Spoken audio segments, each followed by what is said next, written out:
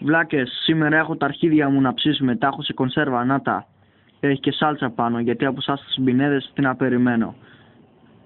Έλα να ψήσουμε τσίχλες, δεν παρακαλώ. Θα φορτάσουμε. Τι τσίχλες, τα φάμε τα αρχίδια μου, τα έχω πίσω. Έλα να φάμε τσίχλες, θα τις βάλουμε στη φωτιά και θα φουσκώσουνε. Ναι, θα φουσκώσουν. Σκάσε εσύ μαλάκα! Και φέρε εδώ τις τσίχλες. Θα τις βάλω στο ξύλο και θα προσπαθήσω να δω αν μου φουσκώνουν. Βάλτε και εσύ. Τι μαλάκας είσαι, με γέμισες, πρόσεχε λίγο.